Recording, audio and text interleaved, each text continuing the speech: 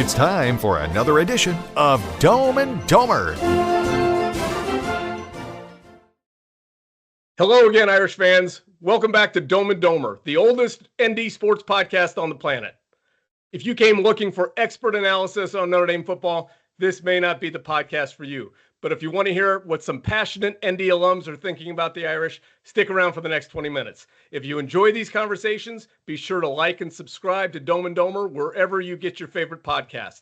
I'm your host, Mike Sullivan. I'm a 1990 ND grad, and joining me is my Dillon Hall roommate and classmate from 1990, Mike Brammer. If you want to learn more about Dome and Domer, visit our website at domeanddomer.com.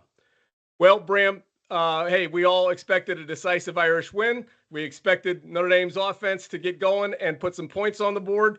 And effectively, that's what we saw in kind of a strange game with the weather delay on Saturday in South Bend. Let's start by looking back to our conversation on Thursday when we did our pick six. We talked about 6 things that we thought would determine how the game would play out, things we wanted to see from the Irish. So let's review those right now. You said on Thursday you wanted to see us rush for more than 200 yards. What do you think about the offensive performance in the running game? Yeah, and it wasn't just so much that we dominated it, but we stuck with it. I mean, we were adamant that we were going to run the football, and I just thought that was exactly what this team needed at this point. I think it's great in terms of just how the game played out. That was awesome. You couldn't have asked for a better output from the offensive line and the rushing attack. And I think that's going to do a lot for this football team in terms of their psyche heading into to Arkansas next week. So I was really happy to see that. And that commitment was huge. I mean, I just couldn't be happier with the way that turned out. Yeah, 43 rushing attempts, which was great. Obviously inflated a little bit because the game was so far out of hand. And so we were, heavy on the run in the fourth quarter. But you got to love the 267 yards in the rushing game, and fully on display, the 2 outstanding backs we have. I mean, Price and Love are just such a dangerous tandem. I think you have to go back to the Holtz era to see a team that had probably Brooks weapons and Waters like that. Yeah, just stud athletes that are just difficult to bring down. And I mean, that was on full display. Yeah. And neither one of them was any kind of a let up. And I think as long as those guys stay healthy, man, I tell you, this football team offensively can go a real long way with those 2 guys in the backfield, us being healthy and our offensive line starting to gel. That's going to go real well for the rest of our schedule. Well, I mean, we're going to have that, right? I mean, I think a dominating run game helps everything. It helps CJ Carr. It helps the defense as well. We'll talk about the defense shortly. So one of my pick six predictions was I wanted to see CJ Carr with no turnovers. And of course, he didn't throw the ball a lot, didn't have a lot of opportunities, had the 1 fumble when he was hit from his blind side. And so that was unfortunate. But mostly, I think we wanted to see continued growth and development in CJ Carr and how he leads the offense. And despite the turnover, I would say we saw him take another step forward. His accuracy, he made all the throws, right? He could throw it in rhythm with accuracy to the sideline. He threw the ball down the field beautifully for 2 long touchdown passes. So although just a handful of attempts, 12, I think, really productive. And currently CJ Carr sits 18th in the country in passing efficiency. And that's a really good sign, again, to have an offensive line hopefully gelling and a efficient passing game. I think the NBC announcers talked about this at length as well. Pick your poison. If the offense plays like that, we will score points and we will keep the defense off the field. All right, let's turn our focus to the defense. You thought, hey, it was going to be really important. We want to see 2 sacks from the defensive line, not from the defense collectively, but just from the defensive line. So give me some thoughts about the play of the Notre Dame defensive front. Yeah, it was there. We did get those 2 sacks, but that's the only probably downside to the game might be just on the defensive side of the ball. I think that's the only thing that you can walk away from this and have it not be the perfect game that we were hoping for. Well, However, let me pause you there for a minute. The collective defense. What about the defensive line? How do you no, feel they I think played? yeah, the defensive line got those 2 sacks, but I thought early in the game it didn't seem like they were getting any kind of pressure on Brown. And that's just going to be a problem for us. We have got to put pressure. It now granted there's a lot of things that went into play with this defense yesterday. Leonard Moore not playing being a big part of it. I mean, you put him in the game, and that probably is not 30 points on the board. I really think he has that kind of an effect. But the reality of the matter is, it just didn't seem like the defensive line got off early. Now they did play better, I thought, in that second half. But in any event, yeah, I would agree with you that as the game wore on, I think we did wear them down. Our physicality, our athleticism. You look for the defense. I would say the defensive line was a highlight, and hey, the defense gave up 30 points or whatever, and so not a lot of highlights, right? But I would say the defensive line, as the game wore on, continued to get pressure. Came up with a big sack when we needed it after Carr's fumble and Purdue had the ball. Yep. And we came back out of the break, the weather delay. That was a big sack. That was a big play in the game. So 2 sacks, numerous other hurries, only 92 yards rushing or something like that for Purdue, and 2.7 yards a rush. So I'd say the defensive line, far from perfect, held up pretty well, and hopefully that points towards continued improvement. Bryce Young gets his first sack of the year. That's great. 2 sacks, not enough.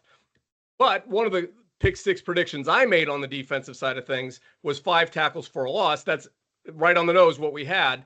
And so I think, again, pointing to some improvement there with the defensive line and getting tackles for a loss, 2 sacks, numerous hurries. Now, the overall pass defense still left a little to be desired. You had said you wanted to see us hold Purdue under 250 in the air. So give me some thoughts around your reaction to Purdue's passing game. Well, first off, I thought he was better than I thought. I mean, I thought he really played well. Savvy competitor. Their quarterback found the open guys. He was patient. And, when we're down, Leonard Moore not playing, Devontae Smith not playing, those are 2 big players not playing. Devontae Smith out. Don Schuler missed the first half. Schuler, you're right. We're down 3 starters, right? Yeah. In the secondary. I mean, that's so you got freshmen stepping in behind that. It's to be expected. And, but I overall, they did get to 300 yards, I think, finally. But the way that game played out, and I'm not too upset with that. I thought the second half we really kind of buttoned up in a lot of places. So overall, I was pretty happy with our defensive effort, especially against the pass. We kind of held them in check. I think we did more or less, right? We said, all right, 250, that number, a little squishy. Pass efficiency would be a big, maybe a better indicator of how we did. So first half, yeah, you're right. Down 3 starters, not making excuses, but the reality is the guys that we had in there for getting their first action in many cases, and they got exposed. So Ryan Brown's pass efficiency for the game was 128, something like that. That would rank him over the course of the season around 80th. So it was a very middle of the road or slightly below average performance from Purdue in pass efficiency for their starter, Ryan Brown, right? Again, some numbers inflated in junk time. So I think overall, first half, not great. Second half, of course, we saw some improvement. And I think those guys that played, Dallas Golden and, the freshmen that got their first crack at it, those are guys we're going to need. And yeah, I want Leonard Moore back ASAP. But it was good to see us get some of those younger guys experience and still be able to get the W. Yep. Yeah, no doubt. This is going to play well for them. I mean, I not to jump topics here, but anytime you get your younger guys playing, including Kenny Menchie, I mean, I think it was great that he got in and got as much exposure as he could. But for us as a football team, you need that. You got to be deep when you're going potentially 16 games. It's just a long, long season. It's just highly unlikely you're going to get there with first teamers. That's just not going to happen. So overall, yeah, some of those guys got exposed, but this is where they'll pick it up. They'll get used to it. They'll get used to being out there and the speed and all that. And at the end of the day, it's going to be a good thing. But yeah, the W is all that matters. Oh, no question, right? Zachary and Golden, these guys were highly recruited guys. They're going to be the future. They're going to have to play a lot this year because that is the nature of it, right? Next man in is a real thing, and you got to be ready. So I was happy to see that they, made some plays, got beat a couple times. I think the bigger picture on the defense, certainly not a performance that makes you feel like, okay, we've got everything fixed. We don't. But enough good things to remain optimistic. Lots of criticism still for Chris Ash, and there's some camera shots in the stands showed students with "Fire Chris Ash" on their phone, things of that nature. Again, it just seems unnecessary and a rush to judgment. I wonder about these things, right? So, are we people that are in the "Fire Chris Ash" camp? Do we think he's teaching the wrong things? And I think maybe this is what Marcus Freeman's got to evaluate. I think, are we teaching the right things, but to the wrong people? Well, they made some changes in the secondary, some out of necessity with injury, but other players who played heavily in the first two games didn't play heavily yesterday, right? Particularly at the slot corner, right? Yep. And were we teaching it to the wrong people? Yeah, we made some personnel changes, right? And I think this might be the heart of the matter as a first-year defensive coordinator with this program and these kids. Are we teaching it the wrong way to the right people? In other words, I think he's got to learn which buttons to push, which levers to pull. And I think that's true in college football. Every year, the team is different, right? And so different coaches, different players, and they have to figure that out a little bit. How do we teach the right things to this group of players in the right way so they absorb it and retain it? So it's going to be still a work in progress. Yeah, and the thing that gives confidence is just that it looks like we're making some improvements. I mean, the defense against Purdue was better than it was the week before. So I think that you're seeing it, at least with your eyes, and maybe not the big, huge improvements that we hope, but definitely improvement from one game to the next. And we'll definitely see it next weekend. I mean, we're going to have to see it. Well, right. Some of that is the improvement we see is the opponent, right? Yeah. Purdue, better than they were. They're not A&M on offense, right? And so no, I think the question is, was it real improvement or a reflection of the opponent? Hey, the first half, there wasn't observable improvement, in my opinion. Right. I think there was in the second half. Yeah, you're right. The Arkansas, we have plenty of time to start worrying about that. Let's enjoy this victory. Okay, the last of our pick six predictions had to do with the special teams. And I thought special teams would contribute, but field goal unit might struggle. Well, that's exactly what we saw.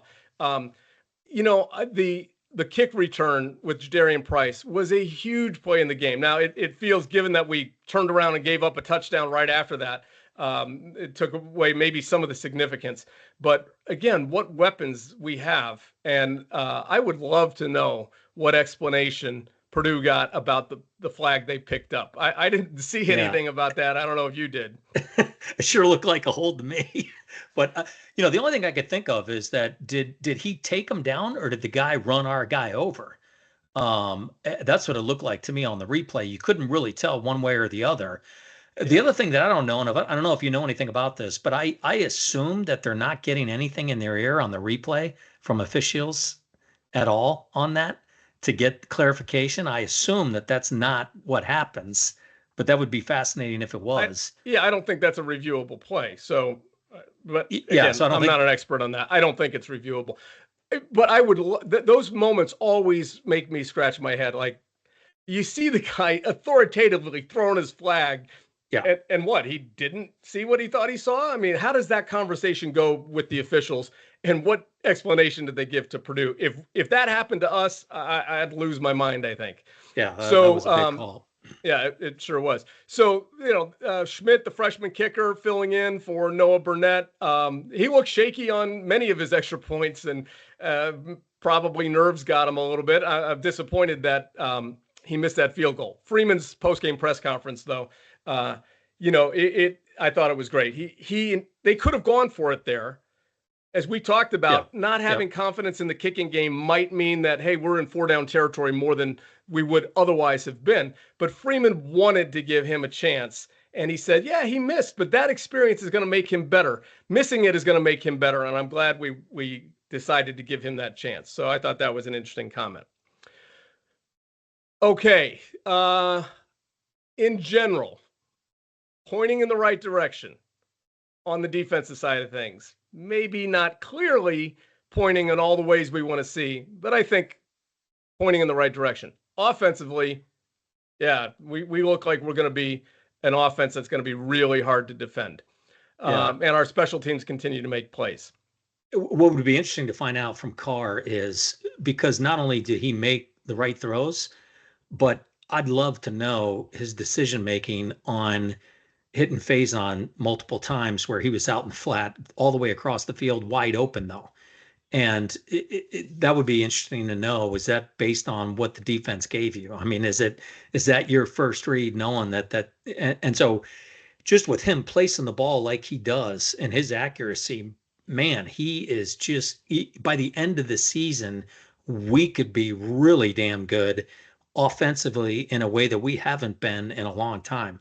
I mean, he has total command out there at the moment, it seems like, and we're the third game in. I mean, he really looks like he's making great decisions, and his ball placement is just phenomenal. I mean, that's what I love, is that he just has such a great release, and the ball gets there in a hurry and accurately.